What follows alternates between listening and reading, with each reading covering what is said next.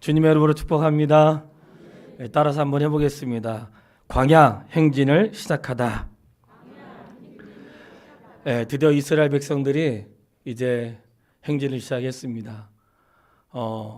지난 시간들을 잘 우리가 기억하고 있지만 애굽의 종으로 있던 그들을 건져서 홍해를 지나 시내 광야에 머물러 있었고, 거기에서 하나님의 계명과 율례를 받고 하나님을 어떻게 섬기고 이스라엘 백성이 어떤 마음을 가지고 살아야 되는지 기준을 주신 다음에 이제 광야를 본격적으로 출발을 했습니다.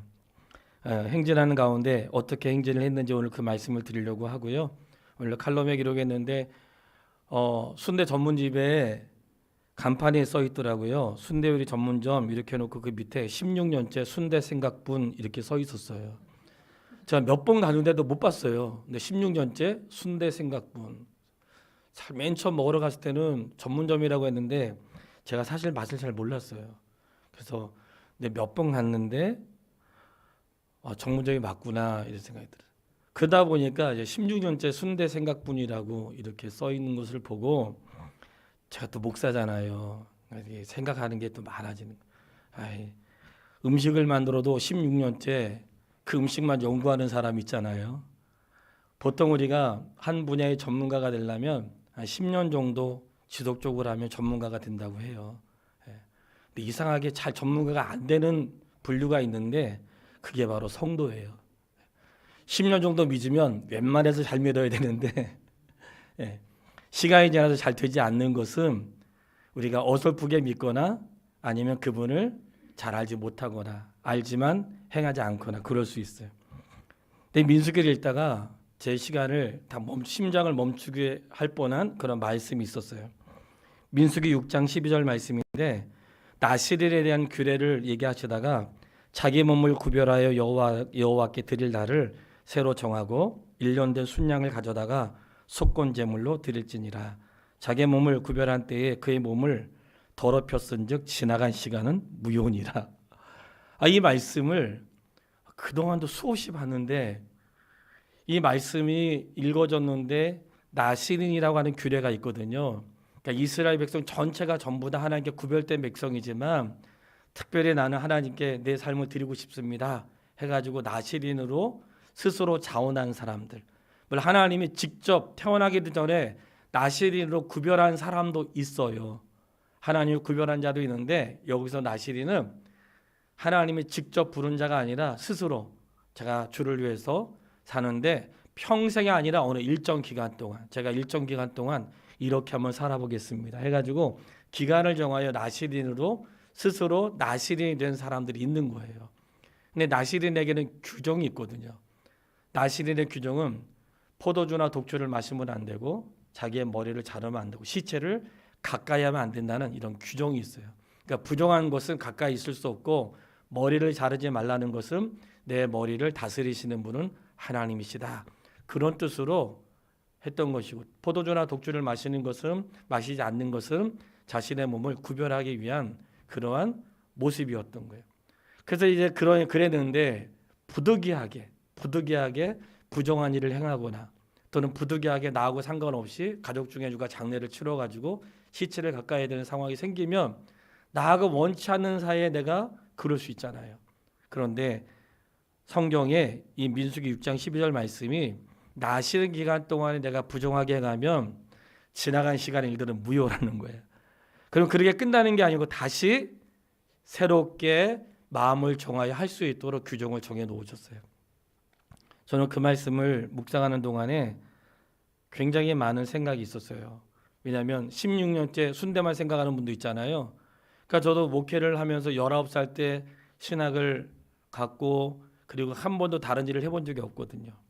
그리고 잠깐 아르바이트를 한 6개월 정도 한 적이 있는데 그때는 군대 가기 전에 이제 휴학하는 동안 한 6개월 정도 그때 한 거 외에는 다른 일을 해본 적이 없어요.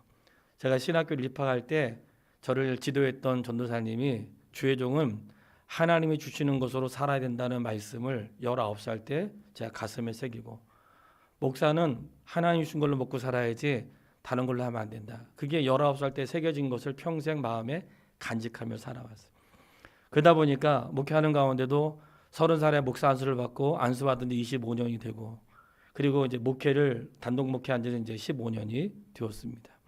그러니까 지나간 세월 동안에 보니까 마치 16년 동안 어떤 음식을 생각했던 것처럼 목회와 주님과 성경만 생각한다고 했는데, 이 나시린의 규정 가운데 뭐가 있어요? 부정하게 행하면 지나간 거는 무효라는 거야. 그러니까 지나간 삶을 이렇게 돌아보니까 잘했다고 말하기가 부끄러울 때가 참 많더라고요. 그래서 지나간 시간은 무효라고 하니까 그냥 다시 시작해야지, 그런 마음을 갖게 되는 거예요.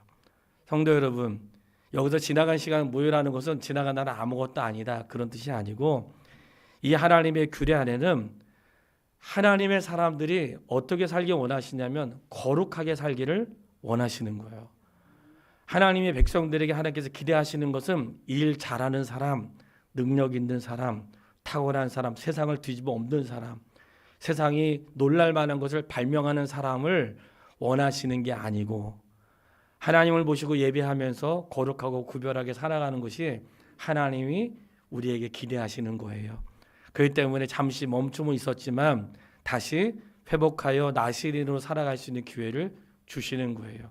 이 말씀을 생각하면 오늘 저희가 이제 민수기 가운데 광야의 새로운 삶을 시작하게 하신 하나님의 은혜를 읽을 텐데, 그 광야에는 항상 하나님의 은혜만 있는 게 아니라 광야에는 실수도 있고 허물도 있고 불순종도 있고 죄 때문에 행진이 멈춘 데도 있어요. 그런 일들을 반복해서 저희가 보게 될 것이에요. 그러나 분명한 것은 그럼에도 불구하고 하나님이 행진을 계속 하게 하신다는 거예요. 오늘 신앙생활은 하다가 멈추는 게 아니고, 잘못했을 때는 죄를 깨닫고 다시 행진을 하고, 넘어졌을 때에는 넘어진 자리에서 다시 일어나서 행진을 시작하고, 내가 하나님 말씀에 순종함으로 하나님의 역사를 보기도 하고, 이런 것들이 반복되면서 그 길을 걸어가는 거예요.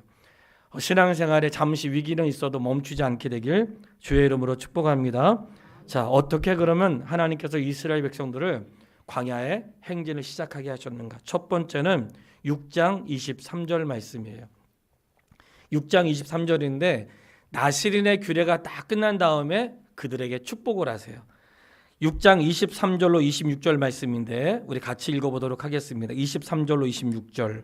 아론과 그의 아들들에게 말하여 이르기를, 너희는 이스라엘 자손을 위하여 이렇게 축복하여 이르되, 여호와는 내게 복을 주시고 너를 지키시기를 원하며, 여호와는 그의 얼굴을 내게 비추사 은혜 베푸시기를 원하며, 여호와는 그 얼굴을 내게로 향하여 드사 평강 주시기를 원하노라 할지니라 하라. 아멘. 하나님이 이스라엘 백성을 향하여 아론에게 말하는 거예요. 아론아, 이스라엘 자손들에게 이렇게 축복하라.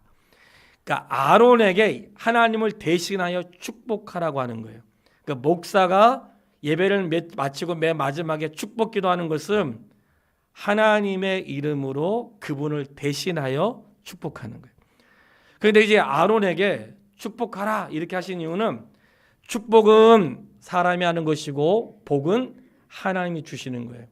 그래서 본문에도 분명히 말씀하고 있어요. 너는 이스라엘 자손을 위하여 이렇게 축복하여 이르되. 그러니까 아론은 제사장으로 하나님을 대신하여 백성들을 축복하기 때문에 너는 그렇게 축복해라 이렇게 말하는 것이고, 여호와는 내게 뭘 주세요? 복을 주시고. 하나님 복 주시는 분이세요. 그러니까 하나님이 우리에게 주시는 것은 복이고, 축복은 사람이 하나님께 복을 비는 것을 축복이라고 하는 거예요. 그게 정확한 표현이니까 다시 한번 말씀을 드릴게요.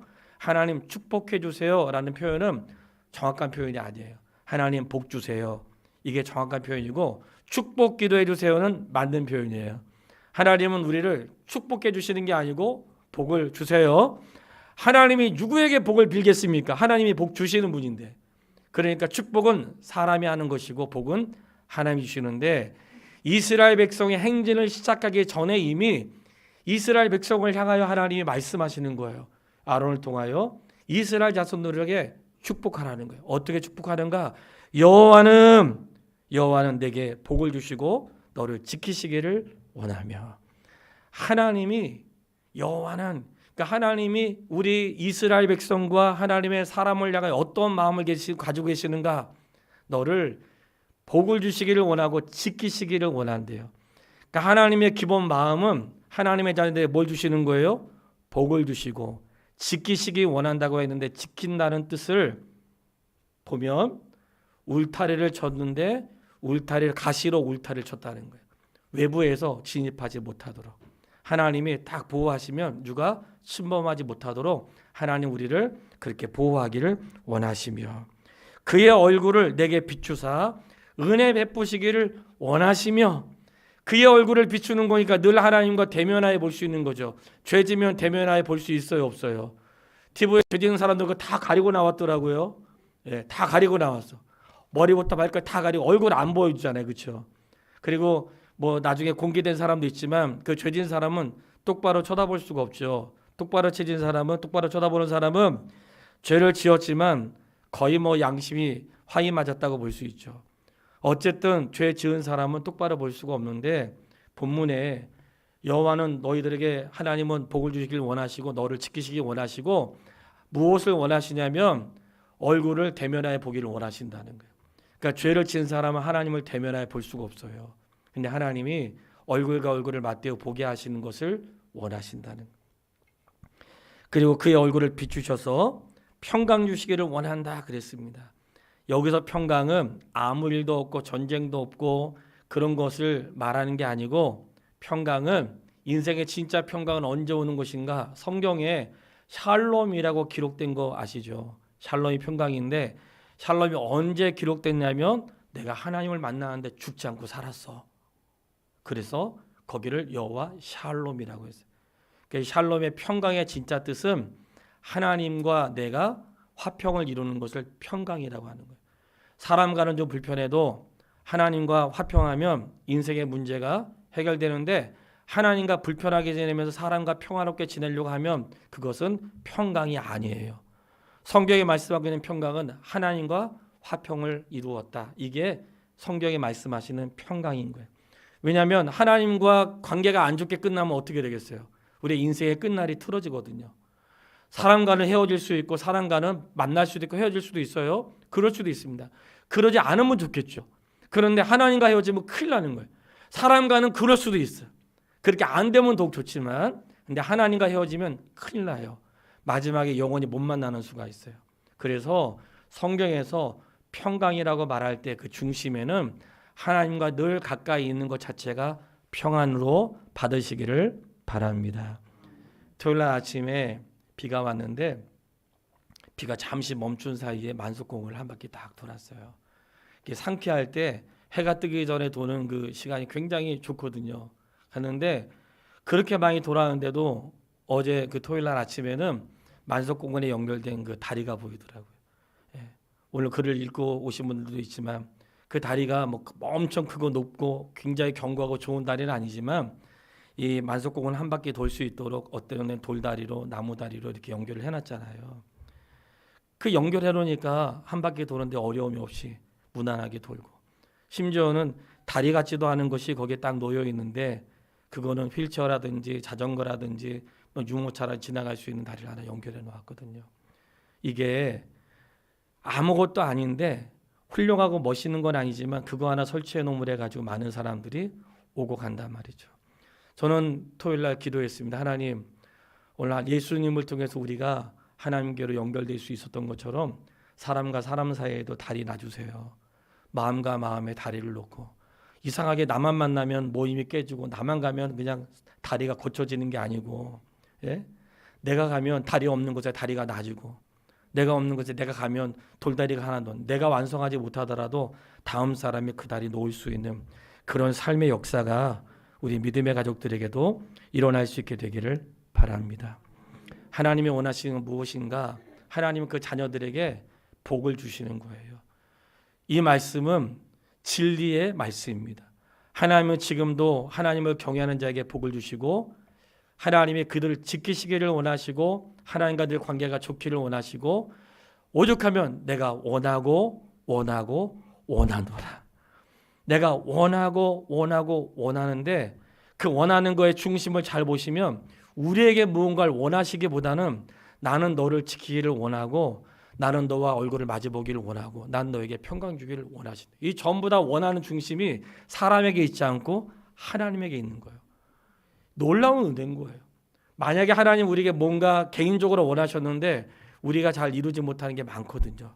그렇기 때문에 이 복음은 우리가 무엇을 이루는 게 아니라 그분이 이루시는 거예요.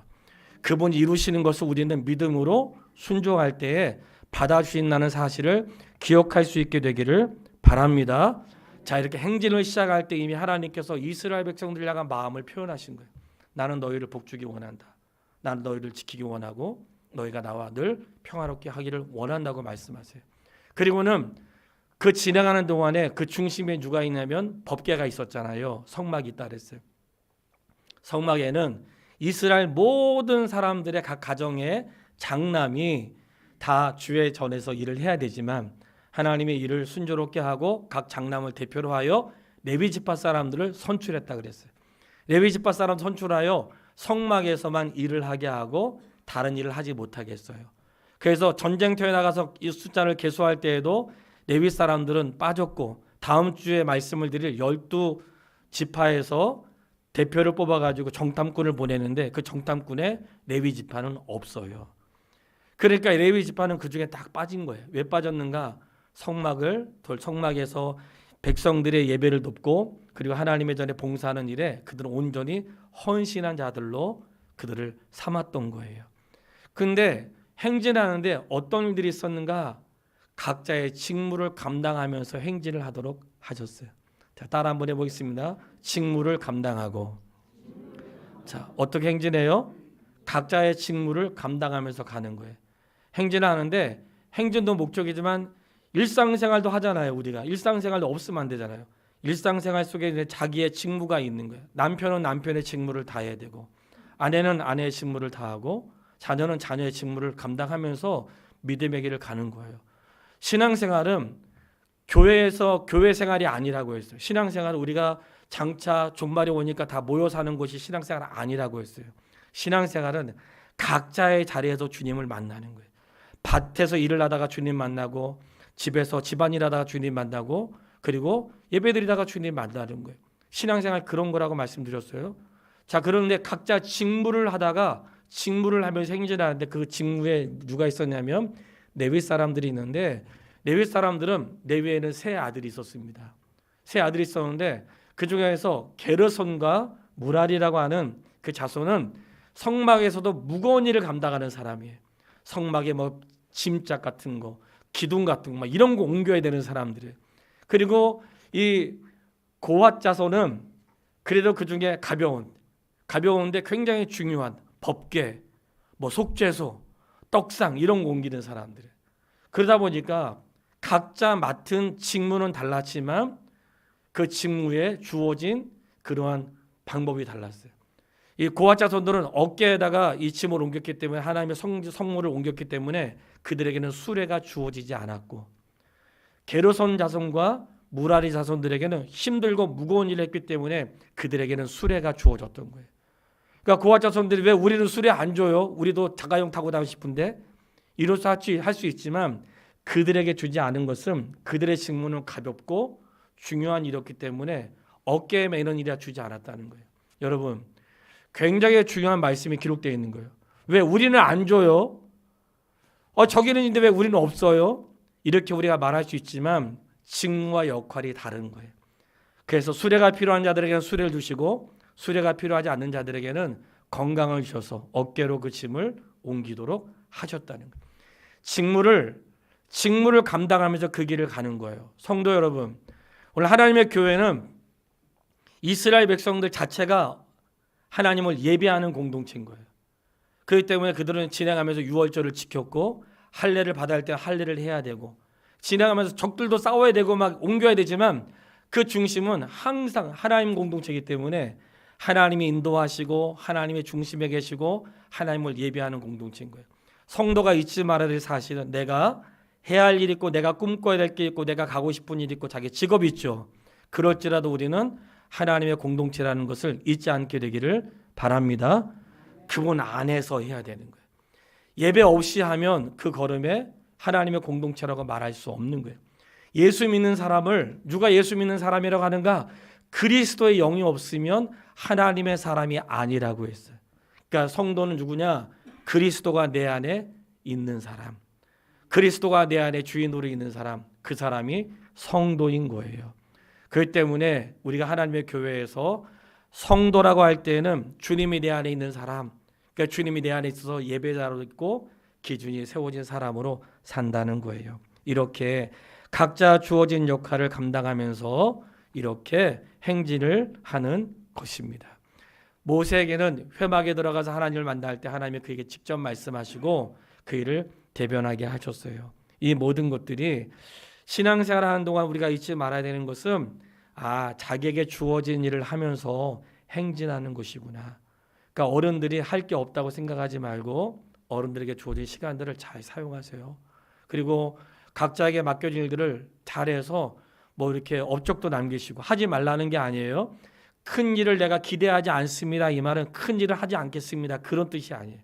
큰 일을 한다 할지라도 주님을 잃어버리지 않고, 큰 일을 한다 할지라도 내가 지금 어디에서 무엇을 하고 있는지 아는 것이 성도의 삶이라는 것을 잊지 않게 되기를 바랍니다. 자, 이렇게 각자 직무를 감당하면서 행진하는데 행진을 마음대로 하지 않고 하나님이 사인을 주었죠.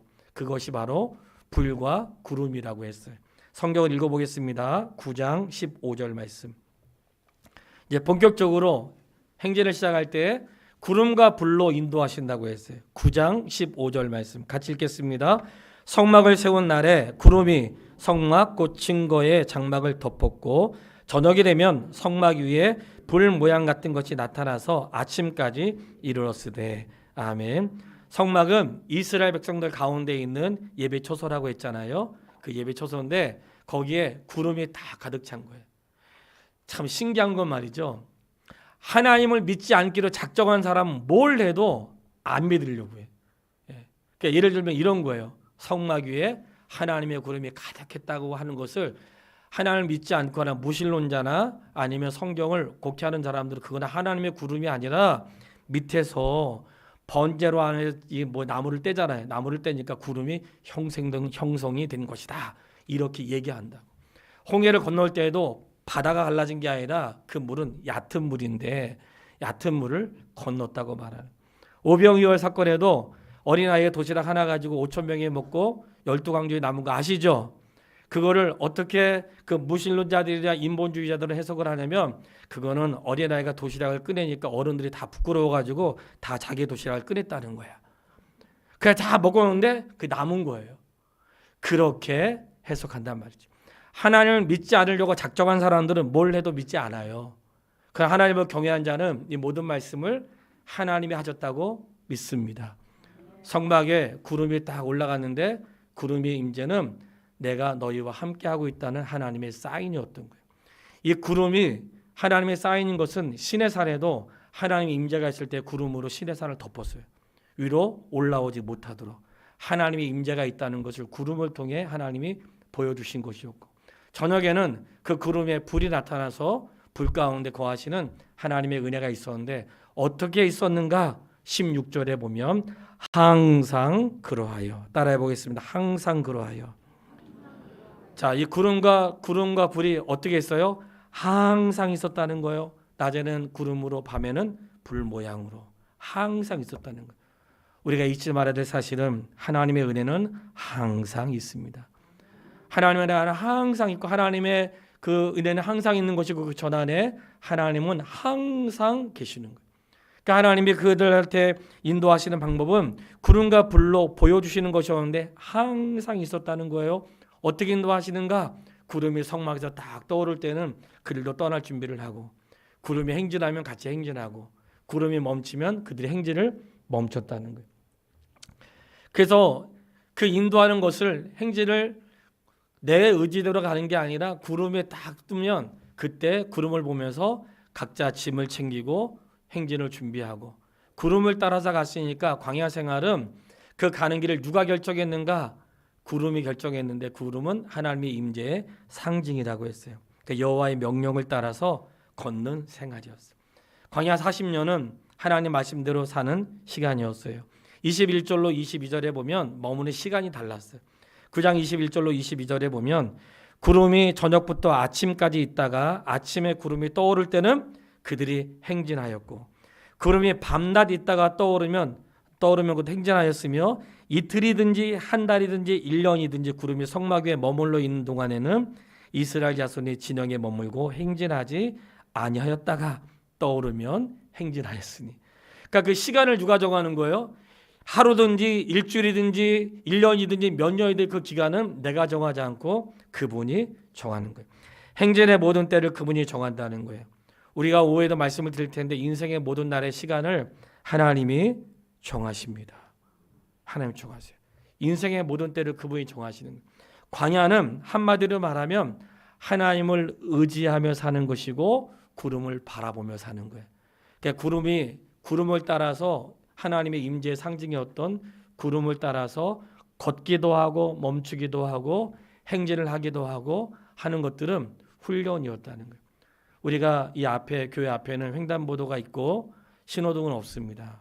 신호등이 없을 때에는 그냥 사람이 안 오면 그냥 횡단보도로 건너면 되겠죠. 근데 신호등이 있는 횡단보도에는 그냥 건너면 안 되는 거 아시죠? 신호등이 있는 횡단보도에는 사람이 막 그냥 지나가도 반드시 신호등을 보고 건너야 됩니다. 이 광야 40년은 이스라엘 백성들에게 그 구름이 신호등과 같은 거예요. 그거를 훈련하는 거예요. 하나님 말씀대로 사는 훈련을 하는 거예요. 그런 시간들이 없이 가나안 땅에 들어가면 똑같은 사람이 되는 거예요. 이런 말씀을 한번 드렸는데 우리가 신앙생활을 하는데 예수 믿기 전과 예수 믿은 다음에 달라지는 것이 우리에게 분명히 있습니다. 예수 믿기 전에는 내 인생을 내가 결정하면 돼요. 내가 하고 싶으면 하고 하기 싫으면 하지 않으면 됩니다. 가고 싶으면 가고 가기 싫으면 가지 않으면 돼요. 내가 좋아하는 것만 할 수 있습니다. 근데 예수님을 내 인생의 주로 영접한 다음에는 달라져야 되는 거예요. 실제 그거를 하나님이 원하세요. 왜냐? 나에게 구원을 주신 하나님께서 이제는 내가 구원의 은혜를 입었으니까 내가 원하는 것이 아니라 주님이 원하신 것을 하게 하고 주님이 기뻐하시는 것을 가게 되고 원하지 않는 것을 하지 않는 삶의 체질이 달라지는 거예요. 그러니까 신앙생활은 바로 그게 달라지는데 뭐가 달라졌냐면 그전에는 내 인생을 내가 결정하며 가고 내 의지대로 했지만 광야 생활은 이스라엘 백성들이 하나님이 인도하신 삶이기 때문에 하나님을 따라가는 생활이었던 거예요. 그럼 오늘날 구름과 불은 무엇일까요? 하나님의 말씀입니다. 하나님의 말씀이 우리에게 구름과 불인 거예요. 그러니까 하나님의 말씀이 구름과 불인데 하나님의 말씀을 읽지 않으면 구름과 불의 인도하심을 알 수 있겠어요? 없겠어요? 없지요. 그래서 성경에 뭐라고 말씀하시냐면 소경이 소경을 인도한다고 했어요. 그러니까 목회자를 향해서 하는 말이지만 우리 개인에게도 하는 말이에요. 성경을 읽지 않으면 눈을 감고 길을 거는 거하고 똑같은 거예요. 그렇기 때문에 오늘 구름과 불은 무엇인가? 하나님의 말씀입니다. 하나님이 각 시대마다 말씀하셨던 놀라운 사건들이 있었는데 그 시대는 구약으로부터 하나님이 직접 모세에게 말씀하신 것은 감동을 주신 게 아니에요. 성도 여러분, 우리가 분명히 알아야 돼요. 감동을 주신 게 아니고 모세에게는 들리는 말씀으로 주신 거예요. 그는 그분의 말씀을 직접 들었어요. 심지어는 이번 주 읽을 말씀에 어떤 내용이 나오냐면 그 지도자 그룹에 아론도 있고 모세도 있고 그의 가족에 미리암도 있습니다. 미리암이 구테타를 일으켜요. 구테타 일으켜가지고 하나님이 모세하고만 얘기하시냐? 우리한테도 말씀하시는데 우리도 찬양할 줄 알고 우리도 백성의 지도자인데 하고 미리암이 구테타를 일으켜요. 그래가지고 하나님이 모세가 말씀하지 않고 우리에게도 말씀하신다. 그렇게 얘기할 때 하나님이 세 사람을 회막으로 불러요. 하나님이 직접 말씀하세요. 저희가 이번 주 읽을 말씀에 나와요. 세 사람을 딱 부르십니다. 그리고 거기에 구름이 딱 내려앉아요. 하나님 말씀하시는 거예요. 그리고 직접 말씀하세요. 얘들아, 내가 선지자를 불러서 선지자들에게는 꿈으로도 환상으로도 나의 뜻을 전했다. 근데 모세에게는 꿈으로 환상으로 말하지 않고 내가 직접 대면하여 말했어. 이 말씀을 하나님이 직접 말씀하세요. 선지자가 있고 꿈이나 환상으로 말한 자들이 있지만 하나님 모세에게 직접 말씀하신 것은 모세가 다르다는 게 아니라 하나님은 모세를 통하여 그 일을 이루어 가신다는 거예요. 이 말씀이 중요합니다. 이게 목사가 중요하다는 걸 말하는 게 아니에요. 그 말은 그를 통하여 그분의 일을 하신다는 거예요. 그렇기 때문에 우리가 신분이나 위치는 우리가 다 주님 앞에 다 똑같아요. 그러니까 하나님이 일하시는 방법이 다른 거예요. 그래서 미리암이 문둥병에 걸려요. 그래서 행진을 멈추게 돼. 그러니까 이 아론도 잘못했거든요. 근데 미리암이 주도적으로 했던 것 같아. 그래서 아론이 모세에게 얘기해요. 미리암을 용서해달라고. 그러니까 모세가 또 미리암을 위해서 기도해. 그때 하나님이 직접 말씀하셨어요. 야, 사람이 잘못하면 잘못한 것도 시간이 있는데, 그래서 일주일 동안 미리암이 집 밖에 있다가 일주일 후에 회복이 돼서 들어와요. 놀라운 사실은 그동안 행진이 멈춰 있다는 거예요. 성도 여러분, 이게 하나님 놀라운 은혜가 있어요. 이스라엘 백성은 같이 움직이잖아요. 같이 행진하는데 그중에 이 행진하는 가운데 어떤 일이 있냐면 자꾸 부정한 것들은 자꾸 집 밖으로 내보내는 거거든요. 부정한 것은 집 밖으로. 심지어는 부정한 사람이 있으면 집 밖에 머무는데 집 밖에 놓고 행진할 수 없잖아요. 행진을 멈추고 그 사람이 집 안에 들어올 때까지 행진이 멈춰요. 미리암이 일주일 동안 집 안에 들어오지 못하는데 그동안 행진을 멈추고 그를 기다려요. 그리고 그가 일주일이 딱 지나서 정결하게 됐을 때에 진 안으로 들어와서 다시 행진이 시작됩니다. 놀라운 일이죠. 우리가 신앙생활하면서 잊지 말아야 될 중요한 거 있습니다. 이 사람은 못하니까 빼고, 이 사람은 성격 안 좋으니까 빼고, 저 사람은 잘난 척하니까 빼고, 이 사람은 뭐 불편하니까 빼고. 그러면 몇 사람 남겠어요? 예? 남을 사람 없어요. 철로역정이라고 하는, 우리가 책을 읽고 철로역정 강의를 우리가 했던 적이 있습니다. 그리고 어르신들뿐만 아니라 우리 중직자들 한번 가보고 싶다고 제가 말씀드렸죠. 근데 철로역정에는 1부와 2부가 있는데 1부는 크리스찬이 하나님 나라로 가는 것이고 2부는 크리스찬을 뒤를 따라서 가족이 가는데 그 2부는 너무 감동적이에요. 이미도 알고 계신 분이 있지만 그 2부는 교회예요. 철로역정의 1부는 한 개인이 주님께로 가는 것이고 2부는 한 교회가 가는데 어떻게 가는가? 가다가 아픈 사람이 있으면 같이 가고, 가다가 힘든 사람이 있으면 같이 가고, 그들이 멈췄을 때에 그들을 도와서 가요. 가면서 자녀도 낳고 그 자녀에게 또 같이 가는 거예요.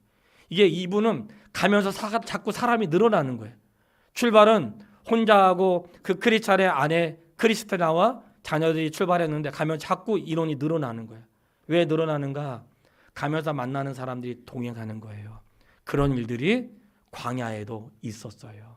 모세가 광야에서 이제 하나님 말씀을 따라 이렇게 구름 기둥 가운데 출발하는데 모세의 장인이었던 이드로의 아들이 호밥이라는 사람이 성경에 나와요. 호밥이라는 사람이 있는데 그는 이제 만났으니까 자기 고향으로 돌아가겠다고 해. 그때 모세가 그래요. 돌아가지 말고 우리와 같이 갑시다. 그랬더니 이 호밥이라는 사람은 자기는 여기가 사는 터전이잖아. 사는 터전에 가족도 있고 가축과 뭐 다 있을 거 아니에요? 근데 있는데 모세가 얘기하는 거야. 우리와 같이 가자고. 거기 하나님께서 우리에게 주신 복이 있고 당신도 그 복을 같이 누리자고 하면서 우리와 함께 동행하자고 권면해요. 자, 퀴즈 하나 드리겠습니다. 대답은 속으로 혼자 하는 거예요. 내가 평생 살면서 내가 예수 믿는 거 너무 좋아가지고 누구한테 말해본 적이 있는 사람, 속에서 손을 드세요. 내가 평생 살면서 야 같이 가자. 같이 가자고 말할 수 있는 사람 어떤 사람일까요? 너무 좋아가지고 내가 너무 확신하기 때문에 너무 좋아서 이 길이 분명하기 때문에 너 이 길로 가면 정말 너 인생 달라지는 거야. 너 정말 나한테 평생 고맙다고 할 날이 있을 거야. 그러면서 같이 가자고 하는 사람 모세는 그의 자신감과 같이 동행하자고 했던 말이 왜 나왔을까요? 그는 하나님에 대한 신뢰와 믿음 속에서 이 길이 사는 길이고 그 길이 잠시 광야의 길을 지나가는 것이지만 그곳에 이르게 됐을 때 누릴 하나님의 은혜를 모세는 너무나 확신했던 거예요. 그렇기 때문에 동행하자 그랬어요. 성도 여러분, 지금 우리가 가고 있는 길이 그냥 누구나 갈 수 있는 길이고 언제든지 갈 수 있는 길이고 안 가면 그만이고 그런 길이라면 뭐하러 저와 여러분이 이렇게 모여 있겠습니까? 안 가도 그만이면 그냥 가지 않으면 되죠. 그냥 모이지 말고 각자 알아서 살고 즐겁게 살면 되죠. 뭐하러 교회 와가지고 봉사하고 헌신하고 충성하고 그렇게 하겠습니까? 누가 하겠습니까? 저는 교회 직분자들께 정말 감사한 것은 저를 위한 게 아니고 결국에는 이 교회를 운영하는 가운데 돕는 것이지만 내가 하나님의 은혜를 입고 나니까 예배의 중요성을 알고 예배하러 오는 사람들을 돕고자 하고 그분들을 위해서 예배와 삶과 식당과 차량과 이게 봉사가 있는 것은 누가 주는 거 아니잖아요. 근데 왜 그렇게 하는가? 우리가 가는 길이 확실하고 이 길 끝에 우리가 그분을 만날 것이고 진짜 은혜와 복은 육신의 복으로 주는 게 아니라 영생에 주시니 우리가 그 일을 알기 때문에 연약한 자에게 세상을 낙으로 사는 자에게 우리와 함께 동행하자고 말할 수 있는 믿음의 사람이 되기를 바랍니다. 마치 철로역정의 이북 가운데 크리스티나가 가면서 연약한 사람들 같이 가자고 말하고 아픈 사람들 같이 가자고 말하고 하는 것이 오늘 교회 안에 있어야 되는 게 맞습니다.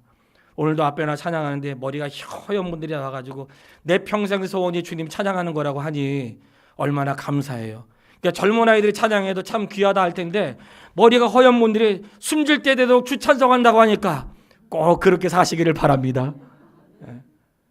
귀하잖아요. 숨질 때 되도록 주 찬송하면서 왜요? 너무 기쁘니까. 저도 주의 길을 가는 동안에 한 번 후회해 본 적 없습니다. 힘든 일이 있었지만 후회한 적은 없어요. 오히려 레위기서와 민수기 읽으면서 수없이 말씀하시는 내가 너를 거룩한 직분으로 불렀고 너가 세상 일 하지 않고 오직 하나님의 일만 할 수 있는 직분으로 불렀다는 걸 수없이 말을 해요. 얼마나 귀한 일이에요. 주의 길 가는 후배들에게 말하고 싶은 거예요. 정말로 존귀한 일에 부르신 거예요. 저희 재령이가 사역 시작한 거 아시죠? 다 사역할 때 제한이 있었어요. 그 목사님 제안이 있는데 파트가 있고 전임이 있다는 거예요. 파트는 100만 원 주고 전임은 170만 원 준대요. 그래가지고 제안을 했어요. 그래서 제가 물어봤죠. 그랬더니 아빠 나 어떻게 해야 돼? 그러더라고. 내가 쉽게 얘기해 줄게. 파트는 그냥 시간에 가서 하면 되고 집에서 설교 준비해야 돼. 전임은 매일 교회 가는데 교회에서 설교 준비해야 돼. 어떻게 할래? 그랬더니 파트해야 되겠네. 전임해야 되겠네 그러더라고. 그래서 전임 갔어요. 갔는데 사례비를 150만 원 준 거예요. 얘가 상처를 받았어요. 아빠 170만 원에다 150만 원 줬어. 그랬더니 그 목사님이 잘 몰라서 그랬대. 그래서 제가 재령한테 드렸어요. 주의 길은 돈으로 가는 거 아니야. 내가 주의 길에 이제가 막 이제 물론 제가 여자 목사는 안 된다고 분명히 얘기를 했죠. 여자 목사는 안 된다 하고 주의 길에 대한 설명을 했어요. 부름 받았다고 하는 것은 그런 거예요. 성도 여러분, 행진을 하는데 두 번째 행진은 그 행진하는 건데 그 다음 말씀이 뭐냐면 10장 1절로 2절에 보면 나팔을 불라고 해요. 나팔을 만들어서 부는데 나팔 소리를 부는데 모일 때 불게 하시고 행진할 때 불게 하시고 또 전쟁을 만나서 싸울 때 불게 하시고 절기가 일어나면 나팔 소리를 내가지고 모여서 나팔 소리를 내요. 그러니까 하나님이 이스라엘 백성을 광야 가운데 눈에 보이는 것으로는 불과 구름으로 그 다음에 소리를 듣게 하시는 소리는 나팔을 불어가지고 모이는 시간입니다. 그리고 행진하는 시간입니다. 싸우는 시간입니다. 뭐 이렇게 그 절기입니다 하는 것을 나팔 소리로 알렸다는 거예요. 제가 시골 교회를 한 1년 섬겼거든요. 조암이라고 하는 곳에 있는 교회인데 성남에서 다니는데 교회만 가는데 3시간 걸렸어요. 교회 가는데 3시간. 그러니까 전도사님이 당시에 담임 목사님 전도사님이었는데 여전사님인데 주말에만 오라 그러시더라고요. 근데 주의종이 그럴 수 있나요? 그러니까 수요일 날 갔다가 자고 목요일 날 학교로 가고 또 토요일 날 새벽같이 갔다가 월요일 날 학교로 가고 이거를 계속 반복을 했어요. 해보고 싶은 게 있었는데 거기에 종 치는 거예요. 10월께 종 치는 거. 야, 여러분 종 아무나 못 칩니다. 그 종 치는 권세가 있어요. 종 쳐보고 싶은 거야. 마침 그 사람이 안 왔어. 제가 쳤잖아요. 야, 이게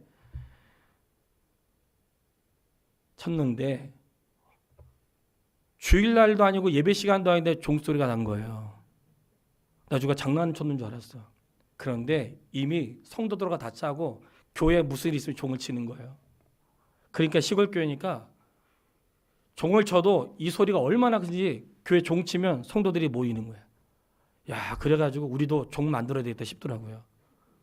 그때 종 치고 모이는 거예요. 뭔가 일이 있을 때. 그러니까 이 소리로 그들이 행진을 알게 했던 거예요. 그러니까 이 소리가 뭘까요? 하나님의 말씀이에요. 오늘 하나님께서는 눈에 보이는 것으로 불과 그러면 뭐겠어요? 기록된 말씀. 나팔 소리는 들리는 말씀.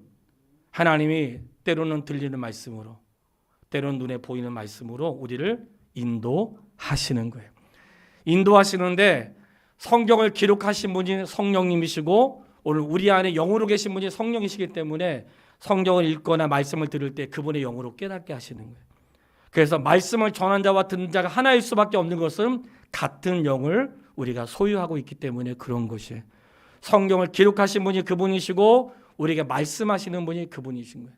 그렇기 때문에 오늘날에는 불과 구름, 그것은 기록된 말씀으로 우리가 그분에게 갈 수 있는 것이고, 그리고 들려지는 말씀으로 모이기도 하고 싸우기도 하고 영적인 싸움에 승리도 하고 그렇게 할 수 있도록 우리를 불러주셨습니다. 바로 그 일을 우리가 해가는데 광야에는 바로 이렇게 말씀 따라가는 삶이에요. 결론입니다. 오늘 본문의 말씀 10장 35절로 36절 말씀을 같이 읽도록 하겠습니다. 10장 35절 36절 다 같이. 괴가 떠날 때에는 모세가 말하되 여호와여 일어나사 죄의 대적들을 흩으시고 주를 미워하는 자가 주 앞에서 도망하게 하소서 하였고, 괴가 쉴 때에는 말하되 여호와여 이스라엘 종족들에게로 돌아오소서 하였더라. 아멘. 이스라엘 백성들이 행진할 때는 항상 맨 앞에 괴를 맨 사람이 앞에 섰습니다. 항상 하나님의 괴가 앞에 있었어요. 장례식장 가도 항상 목사가 맨 앞에 있는 거 아시죠? 장례식장 가면 항상 맨 앞에 영정사진이 가는 게 아니라 항상 맨 앞에 목사가 있어요. 여러 의미가 있는 거예요. 목사가 있다기보다는 겉으로는 있지만 하나님 앞에 가신다, 그런 의미가 있는 거죠. 법궤가 항상 앞에 있었는데 법궤가 앞에 있다는 건 무슨 뜻이겠어요? 하나님이 앞에 가신다, 그런 뜻이에요. 하나님이 앞에 가시는 거예요. 성도의 모든 걸음에 하나님이 앞에 가십니다. 근데 앞에 가는데 여호와여 일어나사 주의 대적들을 흩으시고 주를 미워하는 자를 주 앞에서 도망하게 하소서. 오늘 하나님의 사람들이 갈 때 내가 가는 게 아니라 주와 함께 가기 때문에 여호와여 일어나십시오. 이 말은 그냥 누웠다 일어난다는 말이 아니라 어떤 행동을 하기 위해서 일어나는 거예요. 그냥 앉았다가 일어나는 게 아니라 어떤 행동을 하기 위해서, 싸우기 위해서, 보호하기 위해서, 아니면 인도하기 위해 어떤 행동을 위해서 일어나시는 거예요. 오늘 주의 자녀가 하루를 시작할 때에 나 혼자 한다고 생각하지 마세요. 오늘 내가 일어날 때 하나님 오늘 일어나셔서 나와 함께 동행해 주세요. 가는 길에 대적들은 물리쳐 주시고 악한 것들은 도망가게 해주세요. 여호와여 일어나사. 이렇게 우리가 하루를 시작하는 거예요. 그 다음에 하루가 끝났어요. 그러면 끝날 때 괴가 쉴 때에 말해 여호와여 이스라엘 종족에 돌아오소서. 이 말씀 돌아온다는 뜻 안에는 회복하시고 새롭게 하시고 쉼을 주시는 거예요. 그러니까 오늘 하나님의 법궤가 행진하는 가운데 항상 앞에 있었고 머물 때 멈췄는데, 행진은 내가 하는 게 아니라 그분이 앞장서서 하는 거라 그랬어요. 성도의 삶은 그런 것입니다. 우리 인생의 길을 광야의 길이라고 말씀하고 있어요. 이스라엘 백성은 실제 광야의 길을 걸었지만 성도의 삶은 광야와 같은 삶을 살아가지만 항상 누가 계세요? 하나님이 계시고 항상 법궤가 맨 앞에 있던 것처럼 내 인생의 앞에 하나님이 앞서 가십니다. 앞서 가시고 앞서 가실 때에 그들은 외쳤다는 거예요. 여호와여 여호와여 일어나사 대적들을 물러가게 하시고 도망가게 해 주십시오. 그러니까 성도가 자신 있게 살아야 되는 것은 나의 능력과 탁월함이 아니라 하나님에 대한 신실함이라는 거예요. 그래서 쉬게 되었을 때 하나님 내 오늘 쉼이 나의 인생을 회복하게 하고 내일 다시 일어날 수 있는 새로움을 주시고 다시 시작할 수 있는 걸음을 주시기 위해서 쉼도 허락해 주시는 거예요. 이렇게 믿음 안에서 그 뜻 가운데 광야의 길을 행하듯 믿음의 길을 걷고 우리의 길에 동행하면서 함께 할 수 있는 하나님의 사람 되시기를 주님의 이름으로 축원합니다. 기도하겠습니다. 아버지 하나님 감사합니다. 생애를 사는 날 동안 오직 하나님의 뜻을 잘 이루어갈 수 있도록 인도해 주시기를 간절히 원하며 오늘도 광야 생활 가운데 동행하여 주시고 여호와여 일어나셔서 적들을 물리쳐 주시고 도망가게 해 주십시오. 쉴 때에 우리의 인생이 회복이 되고 새로운 날이 될 수 있도록 인도하여 주시기를 원합니다. 예수님의 이름으로 기도했습니다. 아멘. 620장 3절